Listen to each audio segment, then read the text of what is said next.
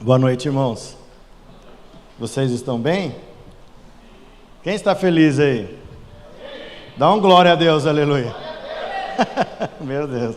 Tá meio quente hoje, né? É o fogo do Espírito, varão. Meu Deus, estou cheio. Um mês sem pregar já. Hein, Chico? Glória. Irmãos, antes de tudo, eu gostaria de deixar um recado aqui. O João acabou de fazer o merchan aqui, ó. Amanhã nós temos que pagar todos esses livros aqui. Hoje vai vender tudo isso aqui, em nome de Jesus. Quem é soberbo, levanta a mão. Ó, compra esse livro aqui, 10 conto. Já dá na mão do Baço ali, ó. 10 conto, devendo 10 conto pro João. Tem mais uns que levantou aí, mas não tem, acabou mais. Acabou, irmãos. Pronto, é isso aí. Ser humilde, né? Ser humilde. Então já está devendo 10 para você. Vai anotando aí, João, que eu vou vender tudo hoje aqui. Eita glória. Irmãos, brincadeira à parte. Tem alguns livros aqui, nós precisamos pagar ele para a distribuidora amanhã. E eu queria que você fosse abençoado. Então, se você puder depois passar ali, o João vai estar lá, o Gabriel. Compra alguns títulos, ok? Quem quer entender como nós estamos nos movimentando como igreja, você leia Cristianismo Puro e Simples. Quem já tem esse livro? Quem quer presentear ele para alguém por vintão? Nossa, de graça, que é 50 conto. Capa dura. 25, você aceita 25? Amém, aleluia, está vendida. Dou-lhe uma. É 25, vai anotando aí, João, em nome de Jesus. Ó, tem que pagar hoje, hein? Ó, levanta a mão, Gabriel e a Sara. A rifa também, tem que pagar para eles ali. Ajuda nós, irmãos, a ajudar os irmãos. Vocês não têm noção. Quem aqui sente que precisa amar mais alguém? Agora ninguém levanta a mão, agora já foi. Já entenderam a brincadeira já. Você é aquilo que ama. Quem precisa, quem tem um ídolo bem grande no coração e quer jogar fora? Esse é o livro, 25 contos, certo, João? Meu Deus, de graça. Mais barato do que na livraria da família. Quem quer aprender sobre os finais dos tempos aí? Escatologia essencial. Quem quer? Ninguém? Dou-lhe uma. Vai, o Herbertão, ganhou. Você não queria, vi ela levantando a sua mão. Esse daqui é R$1.020. Aceita mais, vamos bater o... Ó, João, anota aí, Herbertão. O Conhecimento do Santo, nossa, esse livro é fantástico, irmão. Vocês precisam ler. Quem já leu esse livro aqui para poder indicar? Você indicaria, Bia? Irmãos, fantástico. Esse aqui é 25 também, João? Tudo 25 hoje, né? Amém. Agora esse aqui da série que a gente fez esse ano, Deus Me Ama. Quem que tem esse livro aqui, que já leu, tá lendo? É bom ou não? Nossa, os irmãos não falaram nada. Esse aqui, ó, passa aí hoje, hein? Deilão, João, esse aqui. Quem quer por Deilão? Ninguém? Ó? Vocês não amam Deus? Agora esse aqui dá dó. Vai pegar? Vai pegar? Pega. Deus te abençoe. Deilão, João, Deilão. Tem Bíblia lá, né, João? Não, depois, senão vai acabar com a minha pregação. Irmãos, esse livro aqui, eu recomendo isso aqui, de todo cristão devia ler esse livro aqui, todo. Sentindo o abraço do Pai. Parece meio romantismo e de fato... Quem está lendo? A Marcela já leu 3 vezes? Ah, entendi. Ah, chorando por causa... Irmãos, fala aí, a Pâmela também, Pâmela? Irmãos, de verdade, nós precisamos ler esse livro para entender quem é o Pai de fato. Ó, se somar esse livro e aquele Deus Me Ama que o Moro leu ali, você vai entender grande parte daquilo que a gente está chorando todos os dias aqui, amém? Quem quer esse livro por 20, então? 25. Tó, Felipe. Você, rapaz. Ele vem numa molemolência também. Ó, parcela em 12 vezes. Amém, irmãos? Então tá aqui, isso aí é para nos ajudar mesmo. Não adiantou nada, que nós vendeu tudo barato e não deu 100 lão ainda. Mas tá bom, Deus é fiel e aleluia. Amém, irmãos? Estamos juntos? Ok, então hoje estamos aí de volta, a Emily está ali no seu posto, está todo mundo a posse. Apertaram o cinto já ou não? Aleluia. Irmãos, Quero falar de algo bem simples hoje, vou tentar comunicar de uma forma que todos entendam, porque tem ouvido aí que ninguém entendeu. Eu falei, meu Deus do céu, precisa falar mais simples ou aprender a falar, irmãos? Vamos lá, eu queria que você pudesse abrir a sua Bíblia comigo, em 1 Coríntios 3,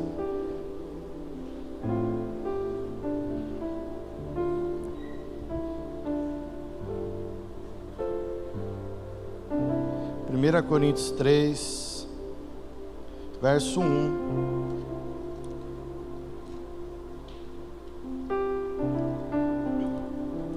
É um texto fantástico. Como nós estamos falando aqui, é isso, NVI. Tem ninguém que gosta, mas eu gosto. A partir do verso 1, nós vamos falar hoje, vamos tentar estar falando esses dias aí, os próximos dias, sobre uma série de mensagens sobre a vida comum da igreja, amém? Então nós vamos tentar explicar para os irmãos, e mais do que explicar, viver a comunhão dos santos, ok? Porque como o Chico leu aqui hoje, que quando então pecamos, estamos destituídos da comunhão de Deus. É isso, irmãos? E se nós estamos destituídos da comunhão de Deus, nós estamos longe da comunhão com os irmãos. Você percebeu já que todas as mensagens nossas, a maioria, acabam no mesmo lugar? A gente fala de arrependimento, acaba na comunhão do irmão. A gente fala de fim dos tempos, acaba na comunhão dos irmãos. A gente fala aqui que o bispo falou assim de batismo, acaba onde? Comunhão dos irmãos. E hoje vocês vão entender por que isso está sendo tão intencional assim, ok? Então leia aí comigo, a partir do verso 1 até o verso 9. Irmãos, não lhes pude falar como espirituais, mas como carnais, como a crianças em Cristo. Dei-lhes leite e não alimento sólido, pois vocês não estavam em condições de recebê-lo.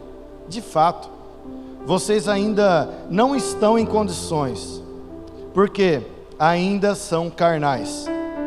Por quê? Visto que há ainda inveja e divisão entre vocês, não estão sendo carnais e agindo como mundanos? Pois quando alguém diz, eu sou de Paulo, e o outro, eu sou de Apolo, não estão sendo mundanos? Afinal de contas, quem é de Apolo? Quem é de Paulo? Apenas servos por meio dos quais vocês vieram a crer, conforme o ministério que o Senhor atribuiu a cada um. Eu plantei, Apolo regou, mas Deus é quem fez crescer, de modo que nem o que planta, nem o que rega são alguma coisa, mas unicamente Deus que efetua o crescimento. O que planta e o que rega tem um só propósito, e cada um será recompensado de acordo com o seu próprio trabalho. Pois nós somos cooperadores de Deus, vocês são lavouras de Deus e edifício de Deus. Amém? Amém, irmãos? Então eu quero começar aqui falando o porquê que nós escolhemos isso. Nós escolhemos isso, esse tema, essa discussão, e parecer dizer a mesma coisa, pelo simples fato que nós estamos vivendo em dias em que parece que aquela frase, quem conhece aquela frase, a união faz a força, né? E essa frase, ela é uma frase que parece ter uma característica ou uma base cristã, porque fala assim, nossa, se nós unirmos um com os outros, nós temos a força. E de fato isso não é tão bom assim, isso é um pouco demoníaco. Por quê? Porque se nós compreendermos que a união faz a força, então cada indivíduo coopera para o seu próprio bem, ok? Então a união não faz a força, a unidade celebra o espírito, amém? Então eu gostaria que seu espírito estivesse bem aberto para você entender isso hoje, que uma das pessoas que falou que estou falando muito difícil, complicado esses dias é minha esposa. Ela falou assim, vai complicar o negócio hoje de novo? Eu falei assim, não, vou tentar descomplicar, mas para descomplicar tem que complicar, entendeu? Então, eu quero que você entenda que nós somos parte de um todo.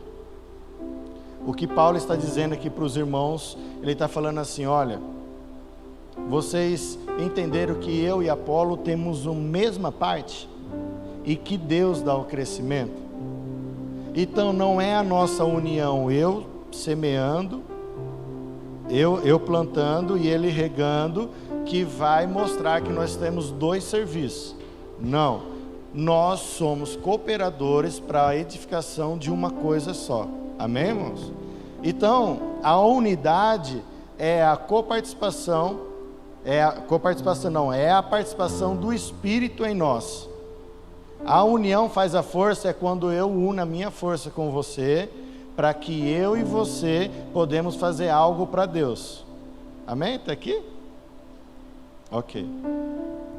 Olhando para isso, nós precisamos entender o seguinte, porque se nós temos a unidade por meio da fé, e esse Espírito que nos coordena hoje em dia, é o Espírito que dificilmente nós conseguimos encontrar entre os irmãos, nós precisamos entender o seguinte, que muitos estão à procura de um herói e não de um salvador.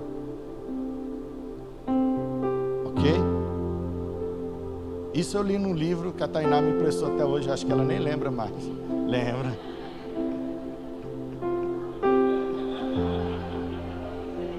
Já era. Eu esqueci de te avisar, os irmãos que me emprestam livro perdem. Como chama mesmo? Simplesmente Crente.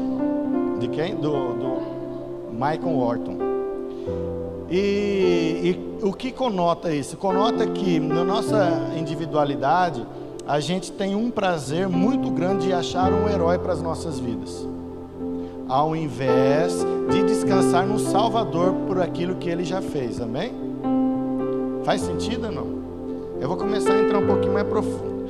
Então essa posição, eu acho um pouquinho delicada, porque enquanto nós procuramos heróis, nós achamos que as pessoas podem fazer por nós, e não nós fazermos por ela, certo? Por isso que Paulo está falando assim, vocês ainda são crianças, porque vocês esperam e criam heróis entre vocês, ao invés de já submeterem ao Espírito na coparticipação com Ele, para que vocês entendam que há um Salvador, para que vocês amem uns aos outros. E parem de criar invejas e divisões. Ok? Então qual é o maior desafio da igreja de hoje? É nós pararmos de procurarmos um herói e começarmos a ministrar em nossos corações e no coração daqueles que nós conhecemos, que já somos gratos por aquilo que Ele já fez, porque temos um Salvador. Até aqui está tranquilo, irmãos? Estou me policiando. Com isso, o Leandro veio aqui e ele fez uma explanação que eu achei fantástica todos os dias que ele esteve aqui. Eu não sei a opinião de muitos, mas alguns que eu conversei acharam um pouco tendencioso e político para a esquerda, mas eu quero deixar bem claro que a nossa intenção e o nosso intuito não foi fortalecer a política de homens, mas sim o reino de Deus. Então, para que nós possamos entender, o Leandro veio aqui e ele fez uma pintura, imagina um quadro pintado, certo? Então ele fez a pintura de uma obra cultural desde a formação da nossa consciência caída. Tá bom? Tá aí? Então o que ele fez? Ele foi explicando, certo? De uma forma temporal e cronológica, por que nós somos o que somos hoje. Então se você parar para pensar, porque muitos de nós somos individualistas e procuramos heróis para a nossa vida, é porque em nossa concepção, há anos atrás, temos uma cultura que nos forma ao ponto de que tornemos deuses de si mesmo. Ok até aí? Vocês estão cansados de ouvir isso? Quem está cansado de ouvir isso? Amém? Amém. Com isso, torna alguns trabalhos normais da vida comum da igreja como um peso particular para cada indivíduo. Então, por exemplo, o que é um trabalho normal da vida da igreja? É você, mulher, você, homem, posicionado na sua posição. Você sendo aquilo que Deus chamou para você ser. Então vamos lá. Na palavra fundamento, nós temos a colocação de que a mulher submete ao homem, ok? E que o homem ama a Deus e ama a sua mulher, ok? Então, nessa colocação, qual que seria a vida comum? A vida comum seria que eu, sendo pai de família, cuido muito bem da minha esposa e cuido muito bem das minhas filhas, amém? Trazendo tanto sustento e responsabilidade emocional e financeira para minha casa, ok? O trabalho da mulher, ele se dissolve depois desse do homem. Então, qual é o trabalho da mulher? Ser esposa em primeiro lugar, mãe dos seus filhos e ajudadora do lar. O que é ajudadora do lar? É a mulher que lava a roupa? Não, é a mulher que administra aquilo que o homem ajuda a ela. Amém? Aquilo que o homem passa a ela. Você pode ajudar lavando louça? Você pode ajudar com isso? Hoje eu vou fazer isso. E esse trabalho se torna um pouquinho difícil, por quê? Porque qual a responsabilidade, principalmente da mulher hoje?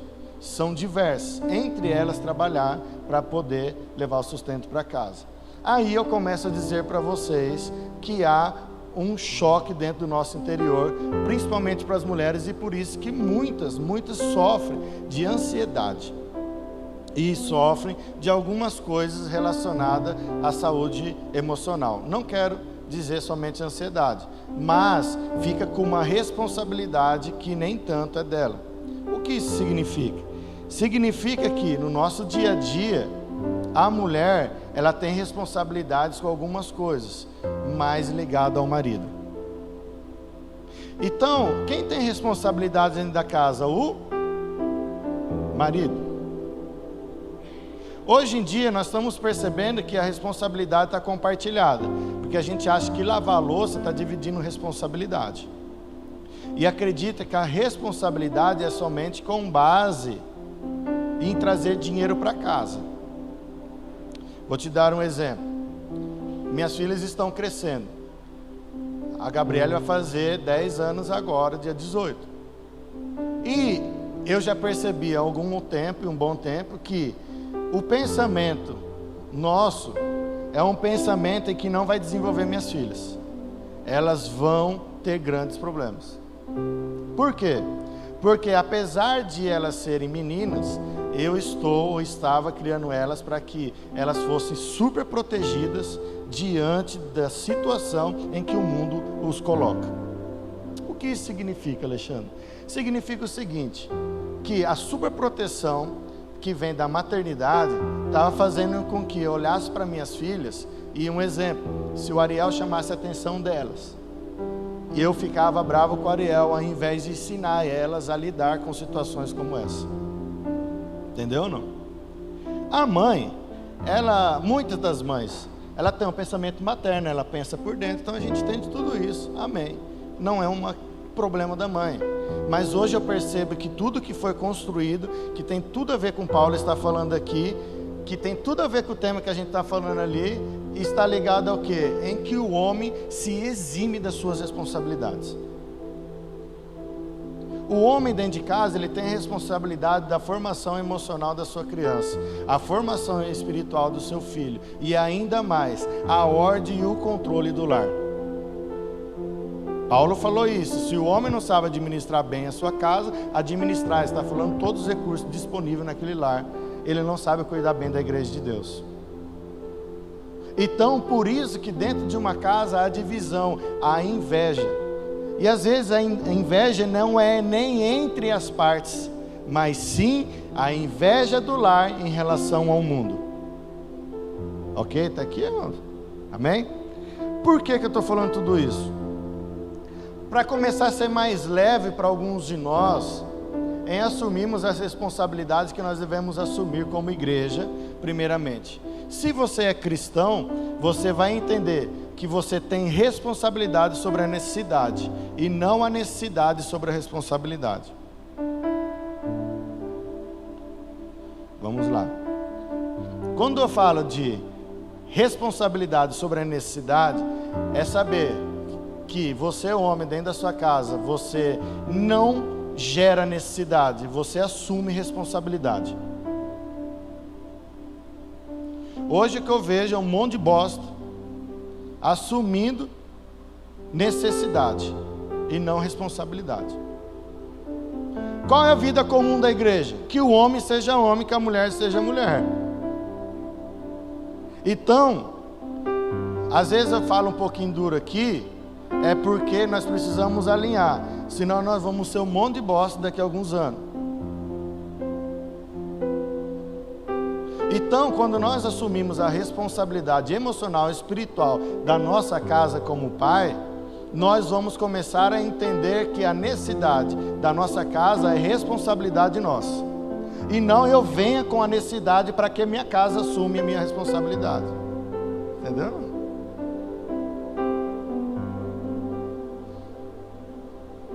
Ricardo, tá clean? Eu já vi uma situação em que a Aretusa foi questionada se ela estava trabalhando. E eu já vi situação que ela teve vergonha de falar que ela não estava trabalhando. Cuidar de casa dá trabalho, irmãos? Vocês que cuidam, nós cuidamos. Dá trabalho, sim ou não? Então é um bom trabalho, não é? Então, quando eu vi ela com essa vergonha, eu falei, poxa vida, tem uma vírgula fora da minha responsabilidade.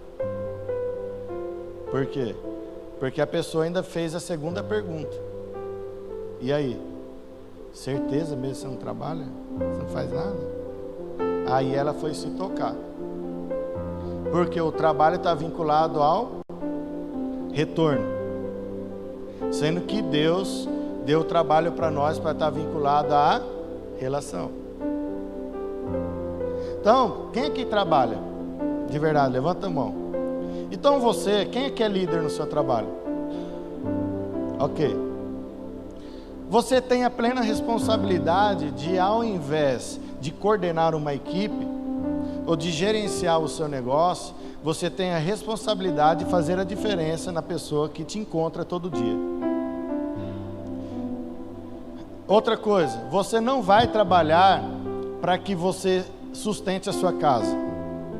Você vai trabalhar, porque assim, ó, pensa comigo. Se nós pensamos que nós vamos trabalhar para sustentar a nossa casa, nós estamos pensando assim, eu tenho uma necessidade e não uma responsabilidade. Ok? Então, se eu vou trabalhar por causa da necessidade, tudo que eu tenho vai servir para o meu próprio ser, para abastecer a minha necessidade, a necessidade da nossa casa.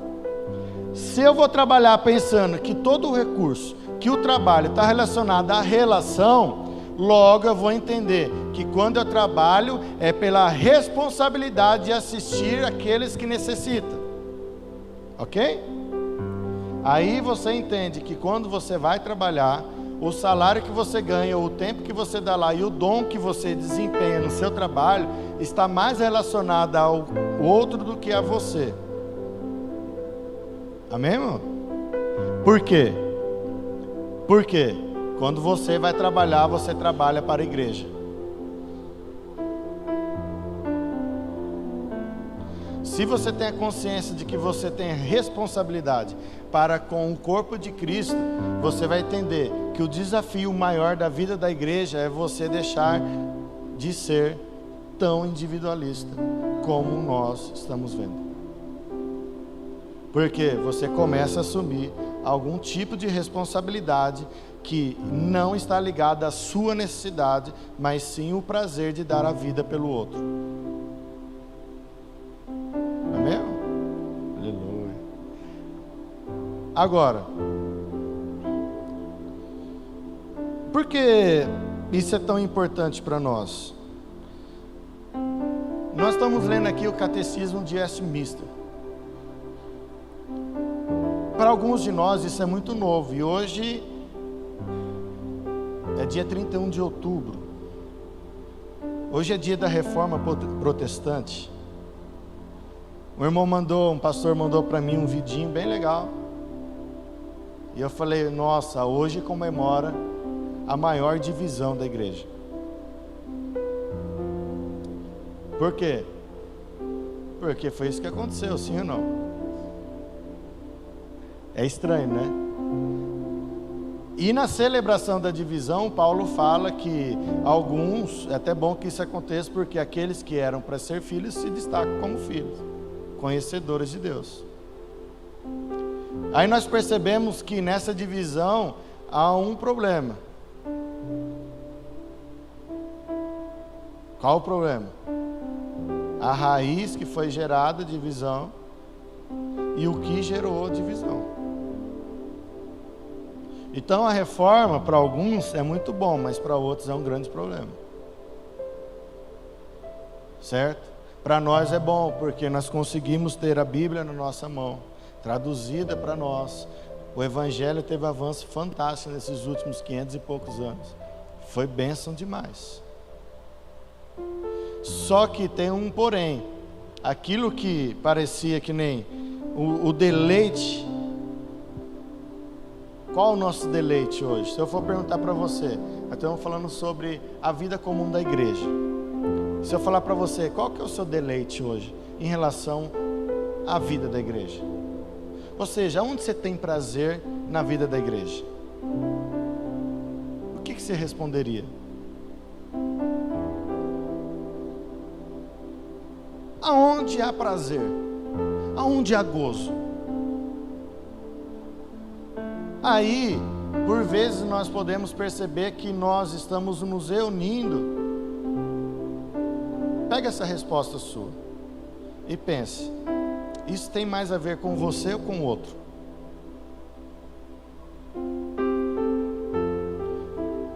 E aí a gente percebe que às vezes nós estamos nos reunindo por causa de nós, e não por causa do outro. O Westminster, no Catecismo, ele diz assim: a obra principal do homem é glorificar a Deus e gozá-lo para sempre. Eu vou repetir, isso é bonito, não é? Isso é bonito. Aí você fala assim, por que eu me reúno como igreja? Porque a minha obra principal é glorificar a Deus e gozá-lo para sempre. Isso foi muito bom, foi uma bomba que os irmãos soltaram quando escreveram isso. Mas diz de passagem que alguns hoje, os teólogos que eu ando lendo praticamente, eles observam essa frase como um grande problema da criação. Eu vou repetir a frase. A obra principal do homem é glorificar a Deus e gozá-la para sempre.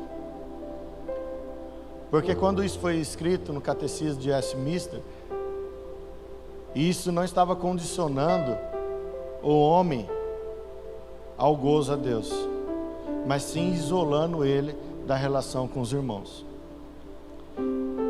E depois disso você percebe que alguns monges, e hoje eu estava conversando lá com o Lucas e o cunhado dele, até, ele não veio não, né, Lucas?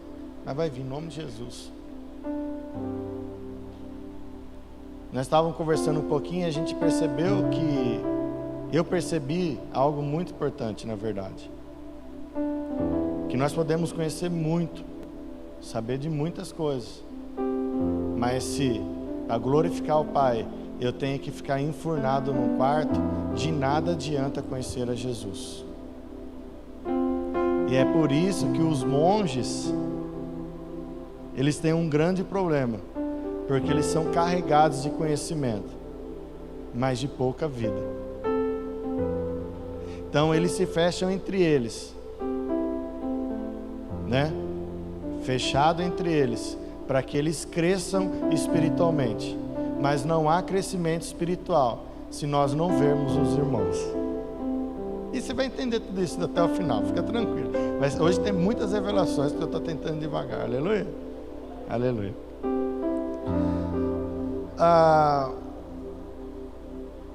Então, voltando para a família, que eu preciso finalizar isso aqui, que vai estar lá na sua mesa da família. Que eu acho que a gente deveria começar a considerar diferente, né, Mar? Ou pelo menos considerar. A orientação que nós temos das igrejas aliançadas é que durante a semana nós paramos no mínimo 3 vezes por semana para fazer um culto caseiro. Nós estamos propondo um só. E meu desejo é que nós conseguimos aumentar para 2 o ano que vem.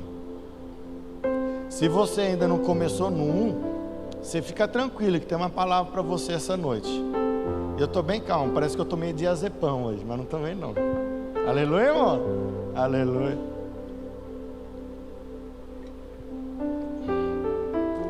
Por quê? Porque hoje que toda a movimentação que nós temos da família de Deus, o homem sendo pai e marido, a mulher sendo esposa, parece que ficou ruim parecer, ou parece que ficou ruim ser simples. Então quando as pessoas perguntam para as mulheres, o que você faz?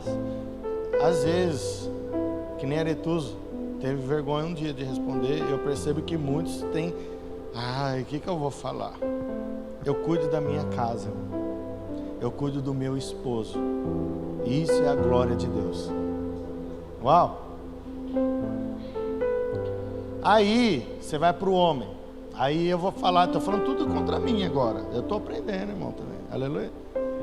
Você está aprendendo. Por quê? Porque eu falava muito sobre o tempo de qualidade, amém?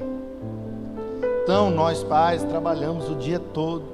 Chegamos em casa, essa semana eu tive uma DR com a Aretusa, porque ela quis educar as filhas na onde era para eu educar. Aí deu aquela DR, eu falei, você não deixa fazer, por isso que eu não faço. Mas você não está aqui, eu falei, pronto, esse é o nosso problema, nunca estou aqui. Quem já ouviu isso?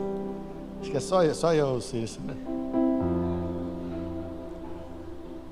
Mas você nunca está aqui onde você estava. Eu falei assim, faltou um pouquinho de longanimidade. A irmã não teve longanimidade de esperar o irmão chegar para eu poder conversar com a minha filha sobre isso, porque você colocou os seus problemas nela. Aí já começou a DS, já viu que você começou a aumentar a voz, né?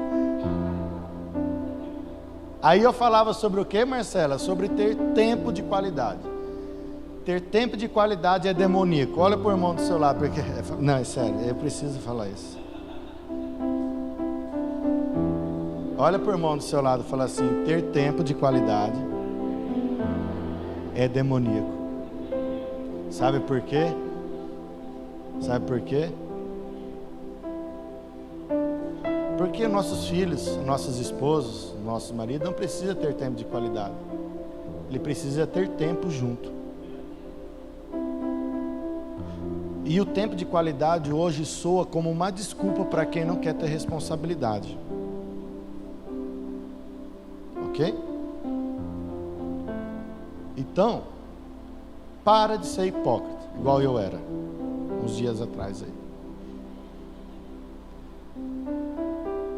Tempo de qualidade não é igual ter tempo com a pessoa. Porque, como eu estudei coach também, né? Nós precisamos fazer muitas coisas em pouco tempo. E para fazer muitas coisas, muitas tarefas no dia a dia, em pouco tempo, nós precisamos dar nosso 100% aonde nós estamos naquele momento. E isso é o tempo de qualidade. Se eu fico 10 horas fora de casa, igual normalmente eu fico, quando eu estou 1 hora, eu sou 100% naquilo. Isso é do demônio. Porque as minhas filhas estão crescendo em 1 hora, menos do que em 10 que eu poderia estar com elas. Entendeu? Então, hoje eu dei uma ordem praticamente para os irmãos. Compartilhei com os irmãos, eles falaram, vamos fazer isso. Beleza, vamos fazer isso. Está vendo o vídeo aqui, ó? Nós não estamos transmitindo online. Não é para menosprezar, não. Apesar que a nossa audiência é grandíssima, alcança as nações, né? A nossa audiência alcança quantas nações, Marcelo? Todas da face da terra, todas. Porque a gente fala até em vários idiomas, mas os 10 que assistem, eu quero dizer para vocês que eu queria que estivessem aqui, porque a igreja é relacional. Então não adianta nada eu falar que eu tenho tempo de qualidade no domingo à noite com a vida da igreja, sendo que eu não tenho tempo para ser a vida, a própria vida, com a igreja. Então talvez nós suba essa mensagem na terça-feira. Quem quiser ver de novo, vê lá. Mas, se você é dessa comunidade, o nosso intuito é que você se reúne com os irmãos durante a semana, que você se reúne aqui no domingo, e que você saia daqui, no mínimo hoje, com uma agenda, com alguém que você não conhece, para poder comer junto. Mas isso não é uma regra. Eu não vou forçar muito isso não, porque toda vez que eu forço isso, parece que é uma obrigação. Mas estou dizendo assim, que vocês nos ajudem uns aos outros, para que a gente podemos nos relacionar de verdade. Amém? Então nós não precisamos de tempo de qualidade, nós precisamos de tempo. Nós precisamos parar e ter tempo de verdade. Amém, irmãos? Então precisamos de maior quantidade de tempo, ok? Por que isso é importante para nós? Abra aí em Lucas 12. Porque a vida da igreja é importante para nós. Lucas 14, 12, desculpa. Lucas 14, 12. Jesus deu uma ordem. E eu lembro que no ano... Que ano que foi que nós comemos juntos no final do ano com o pessoal, os moradores de rua, lá no Paulo, lá, você lembra? Foi 2015, né? 16. Abre aí Lucas 14, 12. Diz assim: então Jesus disse ao que tinha convidado: quando você der um banquete ou um jantar, não convide seus amigos, irmãos ou parentes, nem seus vizinhos ricos. Se o fizer, eles poderão também por sua vez convidá-lo, e assim você será recompensado. Amém?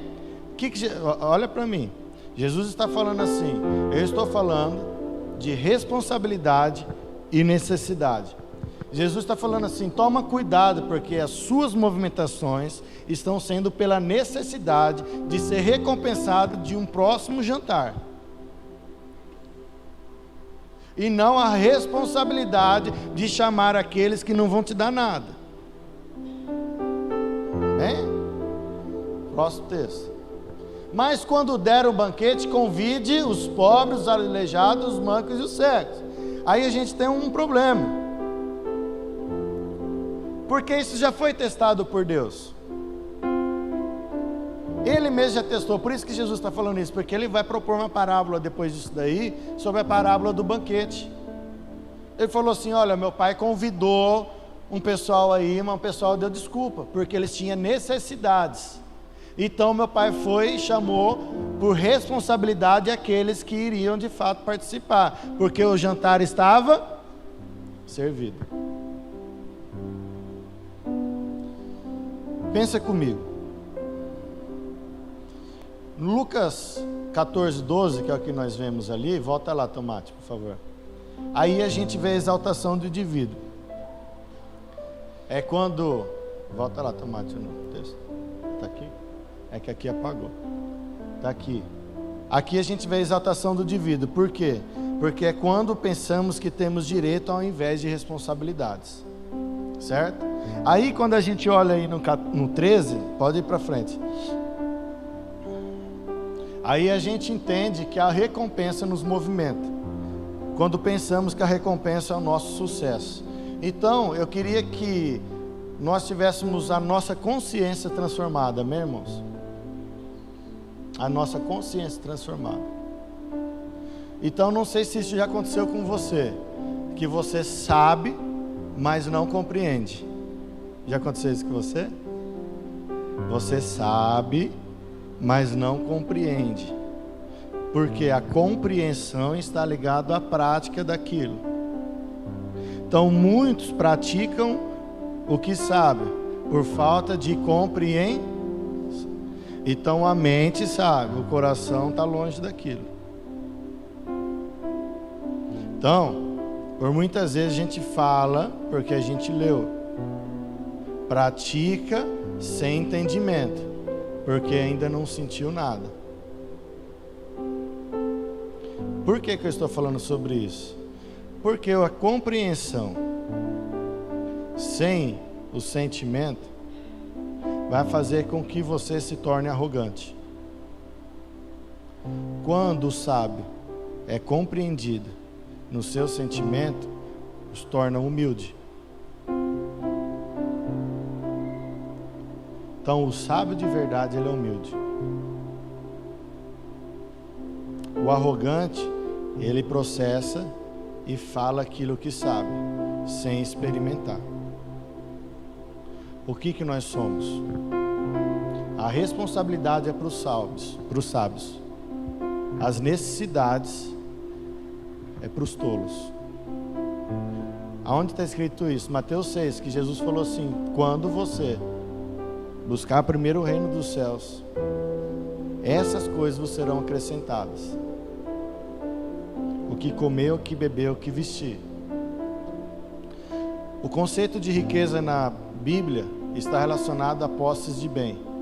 Quem aqui tem alguma coisa? A roupa que você está vestindo é sua? Sim ou não? Então você é rico. O que você come é seu? Sim ou não? Então você é rico. O que passar disso é vaidade.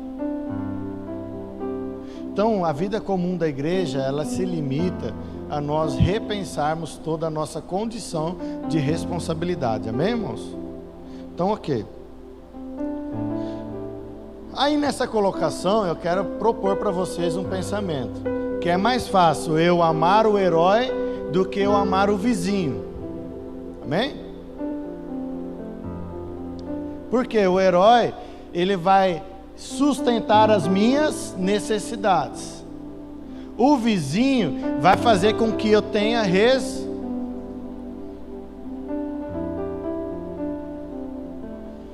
Porque o vizinho vai me incomodar com o som à meia-noite enquanto eu quero dormir para acordar cedo.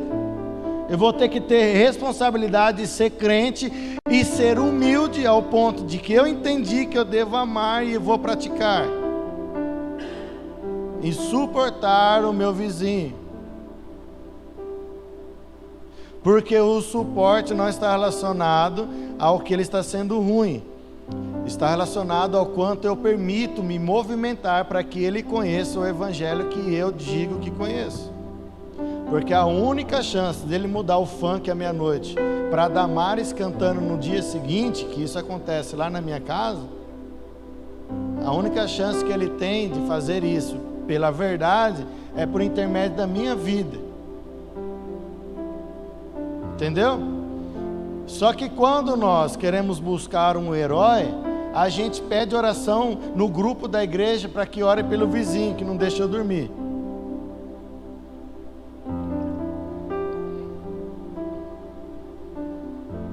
Ao invés de assumir a responsabilidade de me tornar morto como Cristo e ir lá e cuidar dele.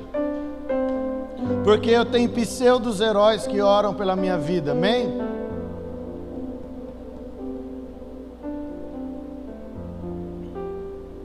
Ah, que duro isso. Agora, tudo isso é perigoso. Porque se nós não entendermos isso... Eu estava no aniversário ontem, lá em Piracicaba, e quando o pastor chega, os irmãos já querem fazer pergunta.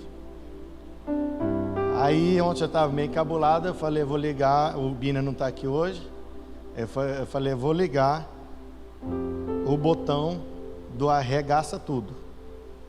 Vocês entenderam? Tem esse botão? Tem esse botão? Não tem? O Ricardo vai lá e fala assim, nossa, hoje eu vou fazer o meu melhor. Hoje o que era para ser em um dia vai ser em 1 hora. Vai ser top, todo mundo vai aprender. Aí eu cheguei lá, a irmã perguntou: Alexandre, pastor, o que você fala desse irmão aqui? Você acha que ele vai para o céu ou não? Eu falei: difícil pergunta, né? Vamos lá. Mas por que você está perguntando isso? Por quê? Porque faz 2 anos que ele está dirigindo sem carta. Faz 2 anos que está dirigindo sem carta. E se ele bater o carro e morrer, ele vai para o céu?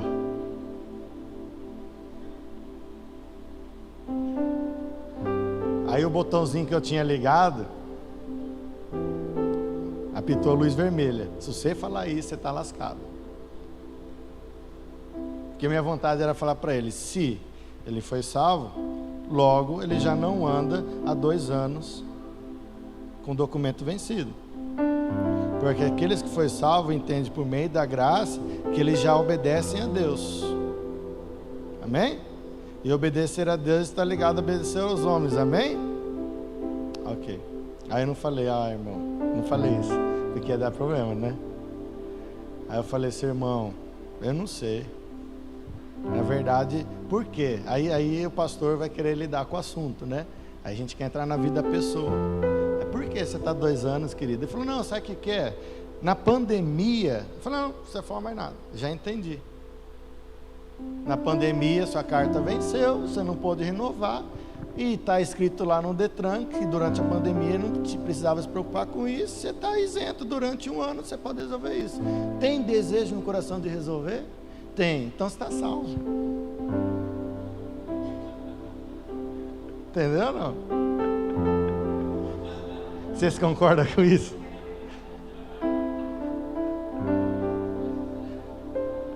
Ué. Agora, se ele falar assim: não, eu não tenho desejo nenhum de resolver essa tal circunstância, então deixa alguém dirigir no seu lugar, porque você está correndo um sério risco, porque o irmão já incriminou você, não fui nem eu. O irmão aqui incriminou você. Por que eu estou falando isso? Porque quando nós vivemos da maneira que muitos vivem no Brasil hoje, nós vivemos corrupção. Nós vivemos corruptos. E corrupto no cerne da palavra é uma coisa que era inteira se tornou em partes. Lembra que eu falei no começo sobre que nós somos parte de um todo? Certo? E esse todo está relacionado que cada um funciona em cada sua parte, não pensando mais de si do que convém.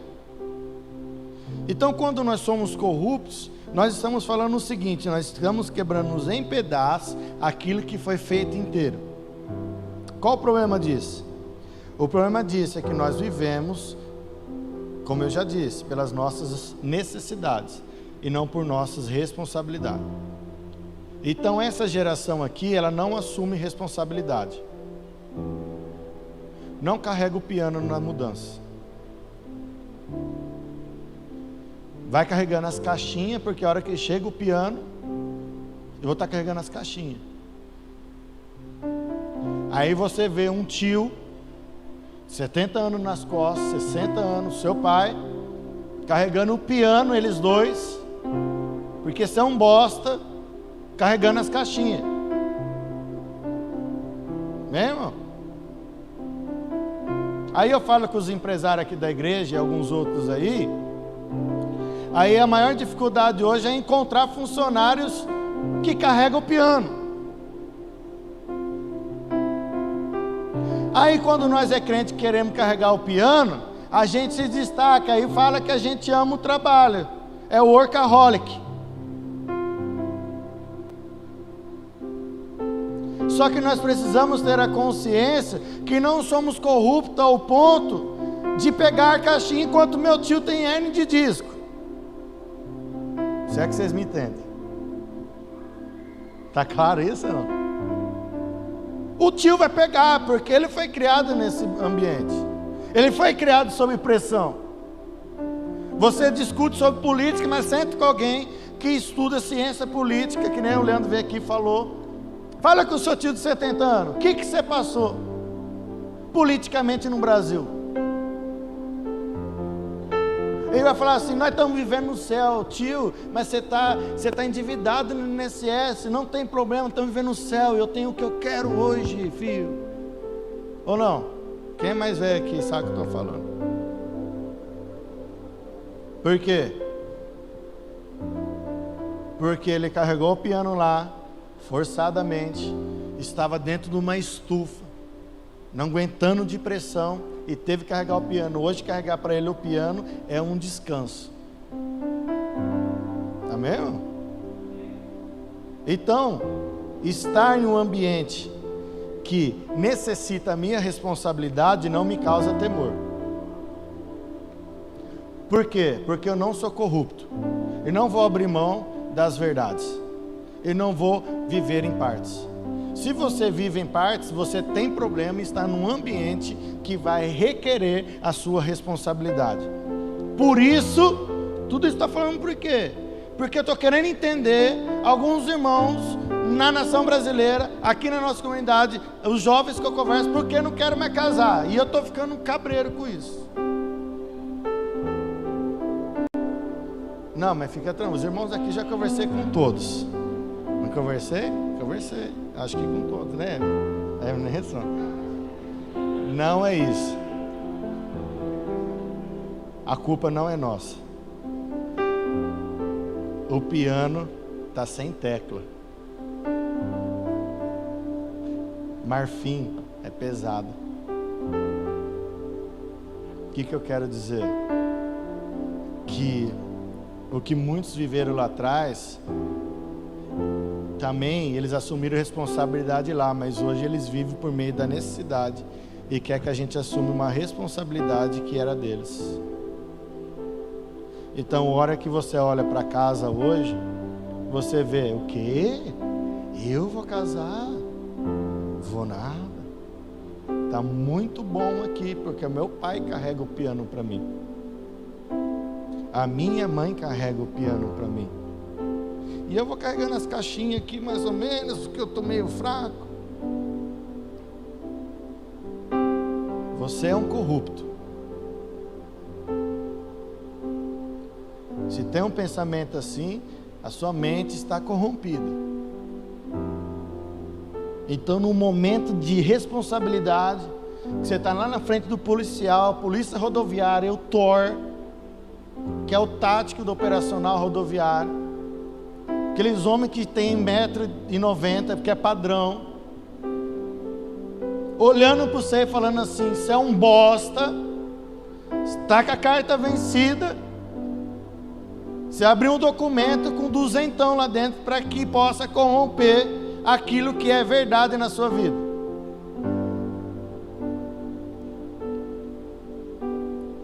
Porque nós vivemos pela necessidade de estar livre, e não a responsabilidade de mostrar para os irmãos a vida. E corrompemos na próxima esquina.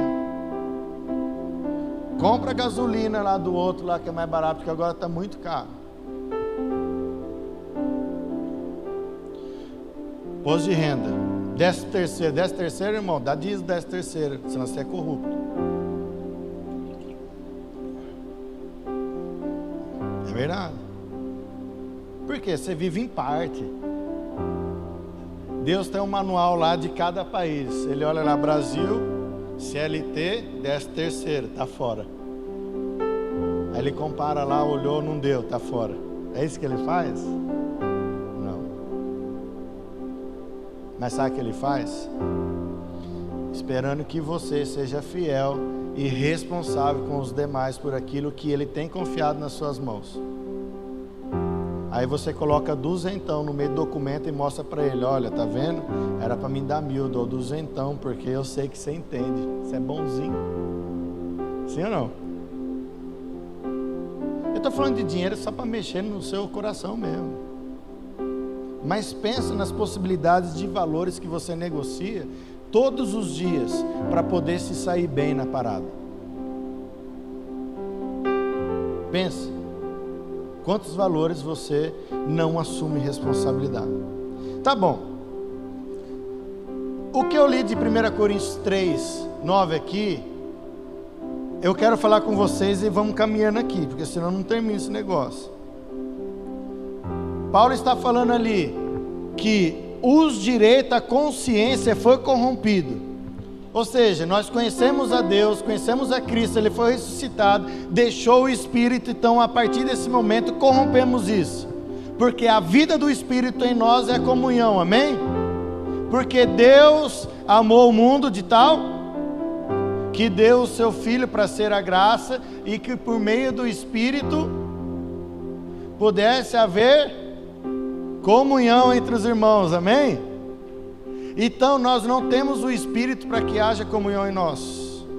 O Espírito é a comunhão dos santos, ok? O bispo que está estudando bastante sobre o Espírito Santo, e pega essa hoje, pega, varão. Por quê?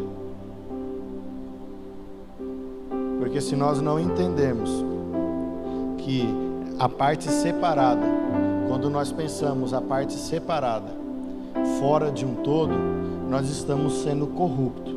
Então, voltando lá para o policial rodoviário de 2 metros na sua frente, quando você está ali na frente dele, você tem que pensar a responsabilidade de ser igreja, porque talvez você está na frente de um irmão. Quantas histórias eu já ouvi de nego que quis dar carteirada dessa maneira, e o policial falou assim: estou vendo que você está ouvindo louvor, né? Você é crente? Já ouvi isso, já nunca ouviu isso daí?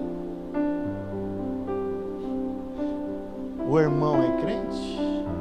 Não, sou pastor. O Viscão já deu essa carta. Sou pastor, estou aí, né, desempenhando a função. Ô querido, então não anda com o pneu careca assim, não é nem pela lei, mas pela segurança. Como que é o nome dos seus filhos que estão no banco de trás mesmo? Ah, então é pela segurança deles. Ó, para você aprender, eu vou te dar uma multa. Que isso, varão? Faça isso não. Não, para você aprender. Porque aqui não é um reino. Aqui é real. E se você fosse real também, você ia entender que não ia viver pela necessidade, e sim pela responsabilidade de assumir que você está colocando sua família a risco pelo pneu que está careca. Amém? Ó? Aleluia. Então, olhando para essa obra que é do Espírito, eu quero que vocês entendam uma coisa, que coloca o verso 3, 1 Coríntios 3, verso 3, que a consciência nossa pode ser danificada nesse momento, porque ainda são carnais, porque visto que há inveja e divisão entre vocês. Inveja e divisão. Tem isso ou não?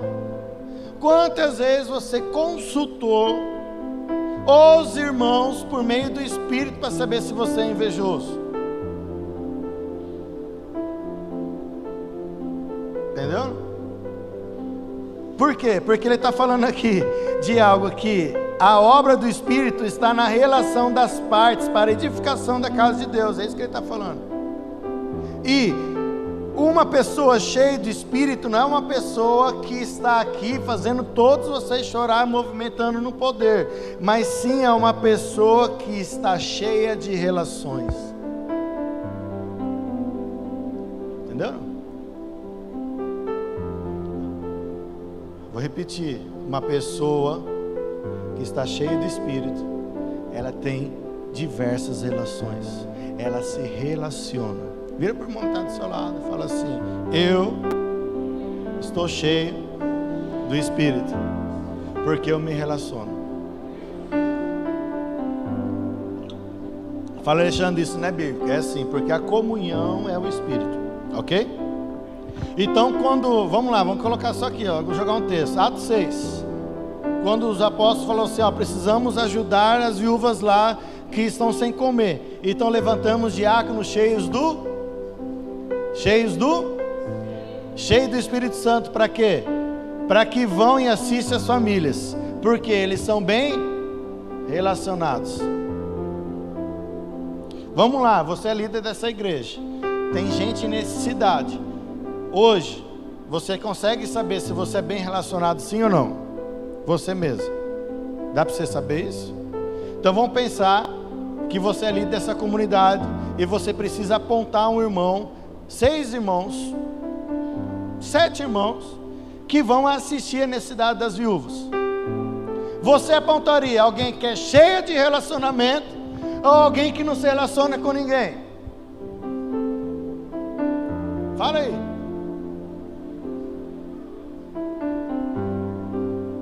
Vocês têm autoridade de separar os irmãos para assistir às casas das viúvas. Vocês vão separar irmãos que se relacionam ou irmãos que não se relacionam. Aí você percebe que os que se relacionam, muitas das vezes estão vivendo pela responsabilidade do outro. Por isso que eles se relacionam. Enquanto esses não se relacionam porque ainda pensam nas suas necessidades. Então pode ser que esses vão ser visitados por esses. Porque esse vai ter necessidade de uma cesta básica, irmão. Porque o dinheiro que ele ganha não dá, ele põe no fundo de um saco furado. Que nem diz o profeta Ageu, é tudo bíblico que eu estou falando para vocês. Não sobra. Não dá. Lembra que o Leandro falou aqui? Que quem tem irmãos não tem necessidade de nada. Mas você só vai ter irmãos se você entender a relação, começar a se relacionar. Aí você vai deixar de ser corrupto, de pensar em si mesmo, se defender, guardar os seus bens, porque você é rico. Aqui todo mundo é rico. Rico não é quantidade de dinheiro, já falei. E dar parte do que você tem para o seu irmão. Faz sentido, irmão? Eu programo isso faz 2 anos, cada vez de uma forma diferente. Vai chegar uma hora que não vai parar de falar isso, e dura coisa acontecerá entre nós. Por quê? Eu escrevi aqui, ó. Isso aqui eu peguei do Paulo Borges, olha que legal. A igreja não é uma reunião de indivíduos querendo se salvar através de Jesus. A igreja não é uma reunião de indivíduos querendo se salvar através de Jesus. É a comunhão dos irmãos querendo salvar uns aos outros. Então, quando nós nos reunimos é porque estamos interessados em que o irmão seja salvo, amém? Então, por isso, quando nós pedimos para orar um pelos outros, de falar um para o outro, está ligado mais ao outro que a você. Sabe por que às vezes você não faz, você tem vergonha? Porque você está pensando nas suas necessidades. E a igreja, os irmãos que estão aqui, estão clamando, abençoa o irmão que está do seu lado aí. Em nome de Jesus, abençoa ele. Fale boas coisas no ouvido dele. Deixe ele ouvir sua oração. Amém, irmãos? Estamos juntos? Ok. Como Cristo nos ajuda a viver essa palavra? Abre lá agora, tomate, que agora vou engatar a quinta marcha. Mateus 18, 11. Irmãos, até aqui está tranquilo? Amém?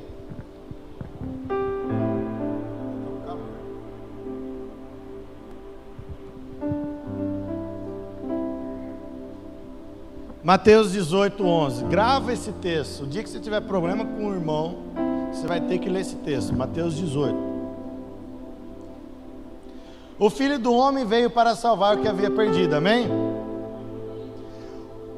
O que acham vocês? Se alguém possui 100 ovelhas e uma delas se perde, não deixará as 99 nos montes indo procurar que se perdeu? E se conseguir encontrá-la, garanto que ele ficará mais contente com aquela ovelha do que com as 99 que não se perderam. Amém, irmãos? Da mesma forma, o Pai de vocês que está nos céus, nossa, tem uma beleza, não quer que nenhum desses pequeninos se perca. Ele está falando das criancinhas lá, beleza? Se o seu...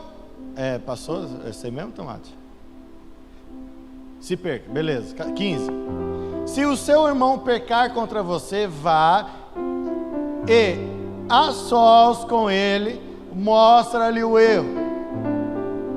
Se ele ouvir você, ganhou o seu irmão. Dá uma pausa aí. Eu já falei sobre isso, eu vou repetir. Deus já deu a revelação desse texto para nós. Qual a revelação desse texto? Vai e fala com seu irmão. Mas eu sou casado, o Ariel me machucou de novo, eu devo falar com o Aretusa? Não. Se ele tivesse, está falando assim: convide o seu cônjuge e chame o irmão. Pare de putrificar a sua casa. Essa palavra é meio pesada, hoje está meio pesada, também pô essas palavras hoje, né? O que é putrificar a sua casa? Você pega tudo que está por dentro de você, coloca numa sala aberta e chama todo mundo para sentir o cheiro. Se está podre dentro de você, está falando, vai, resolve com quem deixou podre. Amém, irmão? Ou será que nenhum de nós foi contaminado já pelo cônjuge? Sim ou não? Não é fácil. Como? Aí, tá bom, Alexandre, dura coisa me pedisse, como que eu resolvo isso? Você quer um conselho do seu cônjuge porque é bom fazer isso? Não precisa citar nome, amém? Amor, tive um problema com o irmão aí e tá zoado aqui dentro, né, bispo? Tá podrinho aqui dentro, o que eu faço? Se o cônjuge é maduro, não carnal, ele vai ler Mateus 18, você vai e resolve com seu irmão, porque é simples isso. A gente quer criar coisas para resolver o assunto, ok? Vamos continuar com o negócio que é longo. Aí mostra o erro. Aí, e se seu irmão pecar contra você, vai a sós com ele e tal, já lemos isso aí. Vamos para o próximo. Mas se ele não ouvir, leve consigo um ou dois outros, de modo que qualquer acusação seja confirmada pelo depoimento das duas testemunhas, ok? 2 ou 3 testemunhas, ok? Amém? Até aí tranquilo. Eu aconselho você de não levar seu cônjuge ainda, porque vai deixar sua casa fedida os par de dia. Chama irmãos da igreja, irmãos sérios. Eu preciso resolver esse problema, não dá para ficar mais assim. Falei com o irmão, ele não entendeu. Vamos falar com mais 2 ou 3, vamos falar com mais 2 ou 3. Amém? Continua. E se ele recusar ouvir, conte à igreja. E se ele recusar ouvir também, trate como pagão e publicano. Ok? Digo a verdade, tudo que vocês ligarem na terra será ligado nos céus, e tudo que vocês desligarem na terra terá sido desligado nos céus. Também digo que, se 2 de vocês concordarem na terra, em qualquer assunto sobre qual pedirem, isso será feito a vocês por meu Pai que está nos céus, ok? Está aí tranquilo? Pois, onde se reúne 2 ou 3 em meu nome, ali estou no meio. Ali estou no meio. Então, a graça de Jesus é por meio da comunhão dos irmãos, é manifestada a graça do seu amor. Então entenda, não quer dizer que a igreja é 2 ou 3 pessoas, quer dizer que Cristo vai se manifestar quando houver comunhão de no mínimo 2 ou 3 pessoas. Por isso que é mais difícil Cristo ouvir a nossa ordem aqui com um monte de gente do que quando estivermos sentados 2 ou 3 pessoas, porque aqui talvez a gente não tenha comunhão. Aqui estamos vivendo uma reunião para ter a comunhão, ok? Ou não?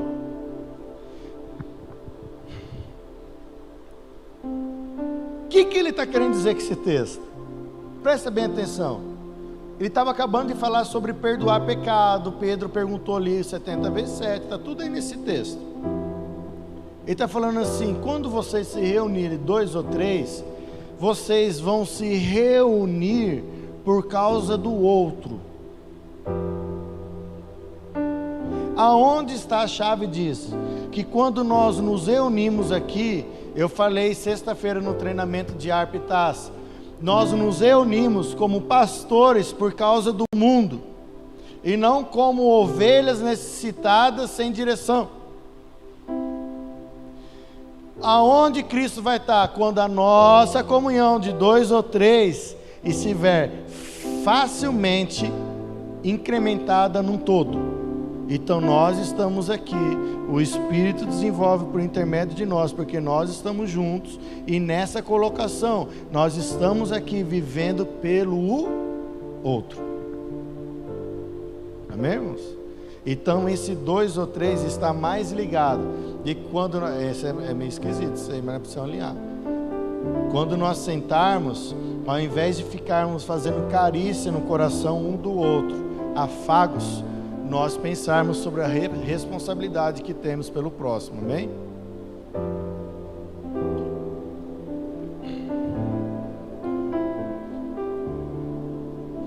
Hebreus 12. E aí vamos finalizar. Quem aqui quer ser santo?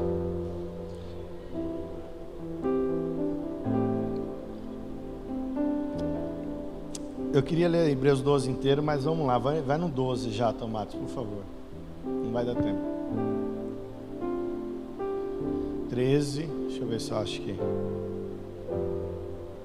14. É isso. Quem conhece esse texto? Esforce, a construção de Hebreus 12 vem falando praticamente tudo que eu falei aqui hoje. A minha pregação está em cima de Hebreus 12. Pode ler lá, do 1 até aqui.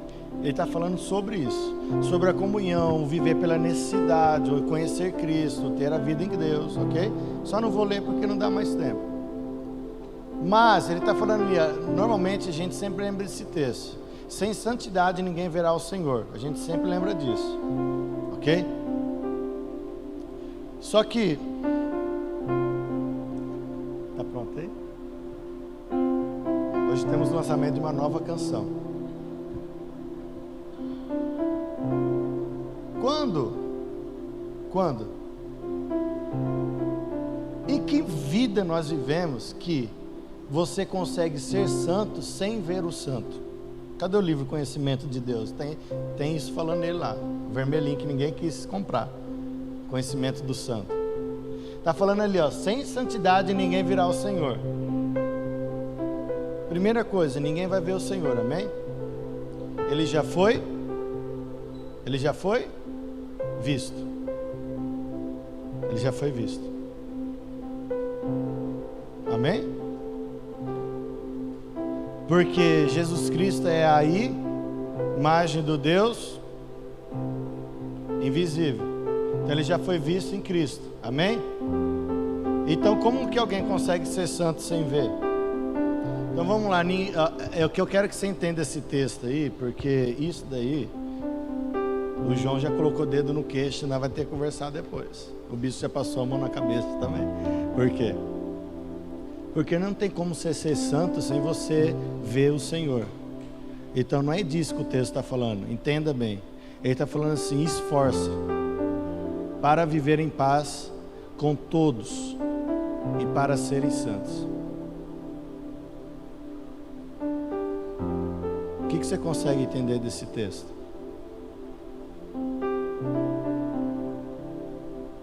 Que se você precisa ser santo para ver a Deus, mas como você vai ser santo sendo que você nunca viu a santidade dele?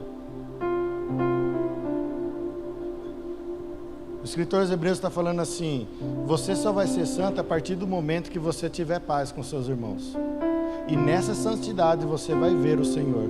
Vai ver o Senhor aonde? Na imagem do Cristo que há nas pessoas. Amém, irmãos?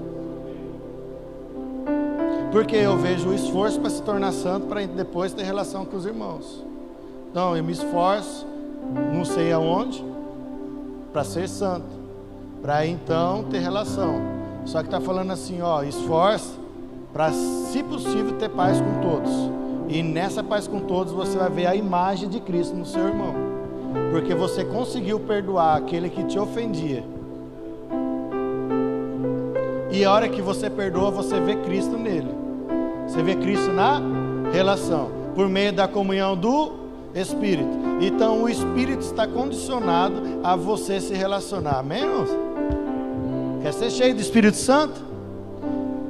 Quer ter o fruto do Espírito, a obra do Espírito, a consciência do Espírito? Se relacione com aqueles que não vão te dar nada em troca.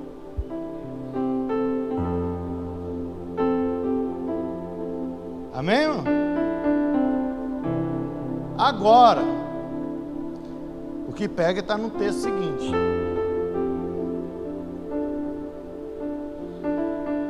Se a comunhão é do Espírito, a graça é do Filho.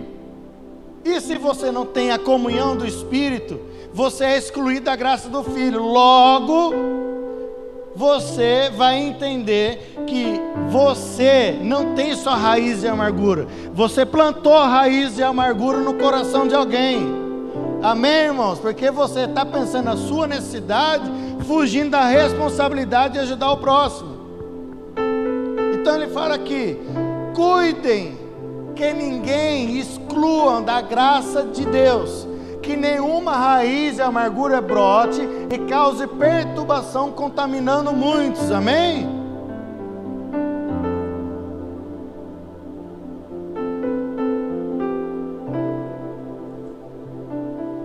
Porque sem santidade ninguém vai ver a Deus. A santidade é desenvolvida na relação. Quando você é traído, quando você é humilhado e você perdoa, aí você consegue ver Cristo na relação, porque você não é corrupto no momento que você é traído, agradando somente quem vai te dar recompensa. Amém? E aonde brota a raiz de amargura? Quando você é excluído da graça de Deus. E quando eu sou excluído da graça de Deus? Quando é para você perdoar e você não perdoa. Quando é para você amar e você não ama. Quando é para você ser responsável e você não é. Amém, irmão? Tranquilo?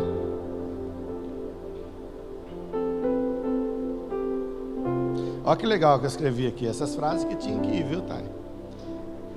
A graça do Filho pode ser privada a nós, desde que alguém nos incomode, e assim nos tornamos corruptos. Só assim a raiz é o que faz, é o que fez no outro e não o que está em você. O que eu quis dizer aqui? Que a nossa privação, a graça de Cristo, ela vai ser condicionada quando nós somos incomodados e nesse incômodo nos tornamos corruptos. Ao nos tornarmos corruptos, criamos nos irmãos raízes de amarguras profundas, contaminando assim muitos, como está escrito o texto. Então preste atenção, a última relação em que você foi excluído da graça de Deus, que é Jesus Cristo, a última relação que você não perdoou, pode prestar atenção, criou raiz de amargura no seu e no coração da pessoa. Então, finalizando, para a gente orar, qual o maior desafio da vida da igreja hoje? Mostrar para os irmãos que nós temos uma responsabilidade e não a necessidade de alimentarmos a nós mesmos. Quais os desafios da igreja de hoje? Deixarmos de carregarmos as caixas e começarmos a carregar o piano. Saber que essa necessidade de vida da igreja não é de um herói, e sim de um Salvador. Amém? Entendendo que, por causa disso, muitos de nós estão fracos e doentes, e alguns já dormem. Porque estão frios e mortos espirituais. Aí eu entendo que a inveja nasce a partir do momento em que eu sou excluído da graça de Deus. Porque eu quero pensar mais de mim do que eu mereço. Eu quero ter a riqueza que o outro tem. Porque se ele tem uma camisa da Dudalina, eu acho que eu deveria ter também. Sendo que Deus te colocou para ser responsável com aquilo que Ele te dá, e não para mostrar a sua necessidade naquilo que o outro tem. Amém, irmãos? O 2 ou 3 é para isso. Quando vocês se reunirem 2 ou 3, eu tenho feito a proposta para alguns essa semana, para o João, para a Marcela. Falei depois com o Gabs, com o Paulinho na sexta-feira que a gente foi comer, né, Gabs? Falei, a responsabilidade de vocês abrir a casa, Chico, bispo, vocês que vão se reunir nas casas, é que vocês pensam não somente em si, mas qual é o próximo irmão que pode conhecer a alegria que vocês estão experimentando? Qual é o irmão que pode experimentar a alegria que você está experimentando de ser participantes da graça de Deus? Qual é o irmão que pode experimentar? O irmão que está aí fora. Eu não estou falando para crescimento de igreja não, porque o fluxo da igreja normal é que nós apresentamos o amor que há entre nós ao mundo. Amém?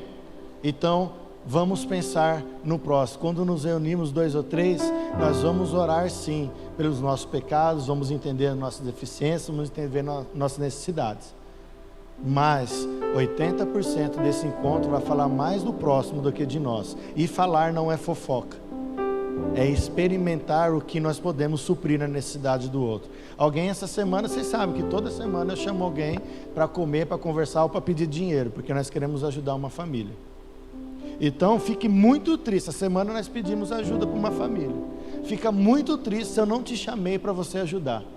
E se você não ajudou depois que eu te chamei, fique mais triste ainda, porque você está pensando na sua necessidade. E se você não falou que está passando necessidade, fique mais triste ainda, porque você não acredita no corpo de Cristo. E agora você que quer ajudar, quando tem demanda de ajudar a família da igreja, me procure e fala: Alexandre, pode contar comigo pelo menos com 5 cada vez que você pedir, porque eu vou ajudar. Porque não se trata da minha necessidade, se trata do 2 ou 3, que quando nós nos reunimos pensamos na necessidade do outro, porque nós assumimos a responsabilidade de dar 5, nem que seja para ajudar o outro. Amém?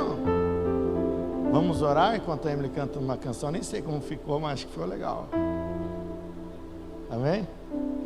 Feche seus olhos e pede para que o Espírito finalize essa palavra com você, porque eu mesmo estou digerindo. Espírito Santo, obrigado por essa noite. Nos ajude a compreender a necessidade do nosso próximo e ela se tornar nossa responsabilidade. Faça com que esse 2 ou 3 seja a verdade da aliança do seu amor.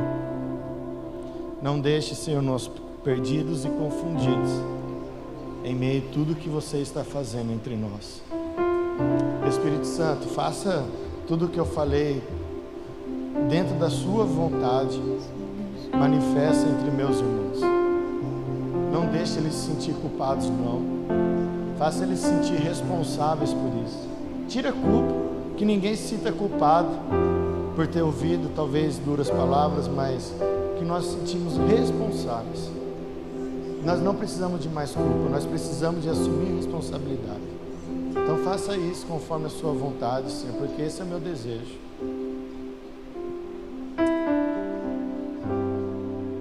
Sim, Jesus. Onde estiverem 2 ou 3 reunidos em teu nome, ali estás,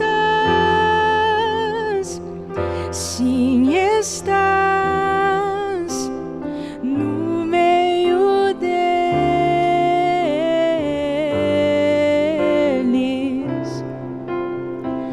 Onde estiverem 2 ou 3 reunidos em seu nome,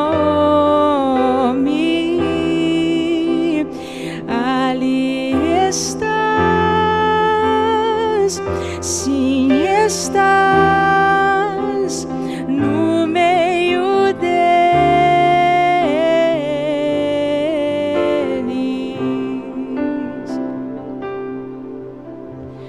Tudo que ligamos na terra será ligado no céu. O que concordamos na terra será concordado no céu.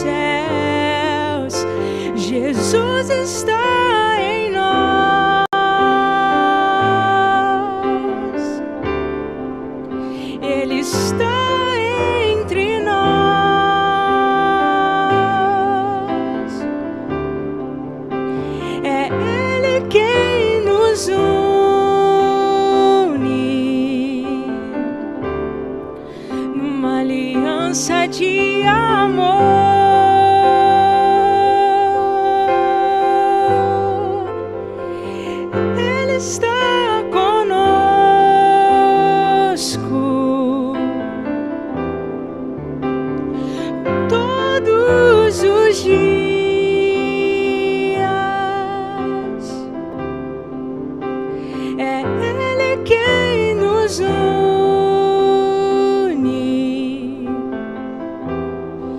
numa aliança de amor. Onde estiverem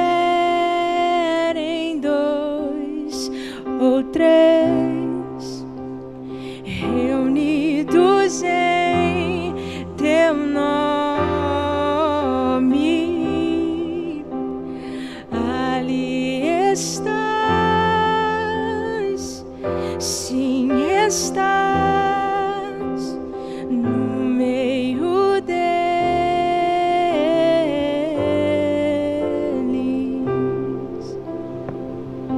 Glória a Deus. A paz do Senhor, igreja. Se coloque de pé, por gentileza. Estamos aqui finalizando. E como é bom, né? Aquilo que o Xande acabou de dizer, porque essa semana eu estava, né?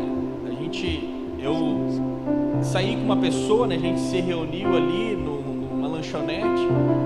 E nós estávamos ali compartilhando a minha vida com a dele e a vida dele com a minha, entendeu?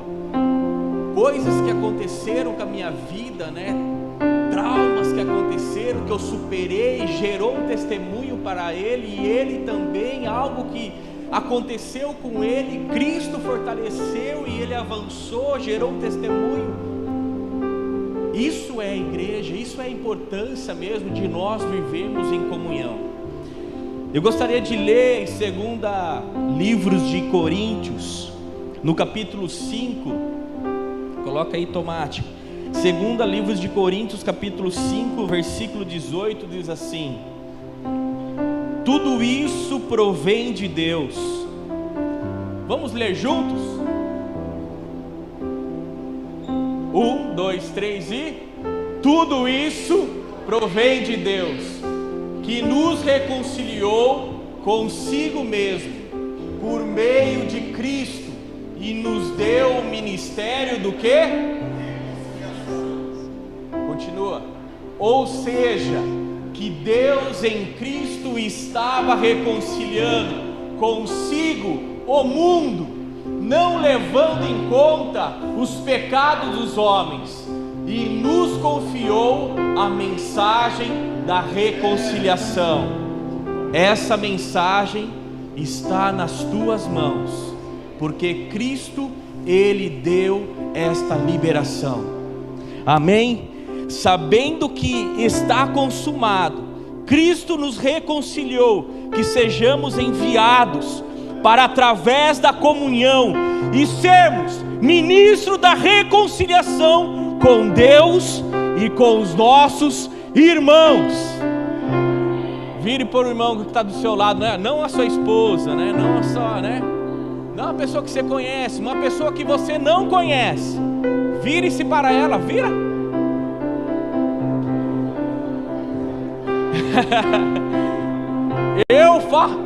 Fala assim para ela, ó. Você tem o ministério da reconciliação. Você entendeu?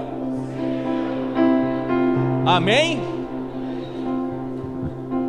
Estenda a sua mão no sinal de receber. Que eu possa mesmo te enviar com esta palavra mesmo, que você receba mesmo no teu interior, e isso possa gerar em você, como se fosse uma mulher grávida, gere mesmo em você aquela semente, e que possa dar frutos, porque o semeador ele lança semente, e quem vai fazer germinar essa semente é Cristo, é Deus. Vá mesmo, debaixo dessa palavra eu te envio, receba mesmo no teu interior, e frutifique ela, em nome do Pai, do Filho e do Espírito Santo, amém. Deus te abençoe, que todos vão embora, na graça do Pai, glória a Deus, aleluia. Continua. Onde estiver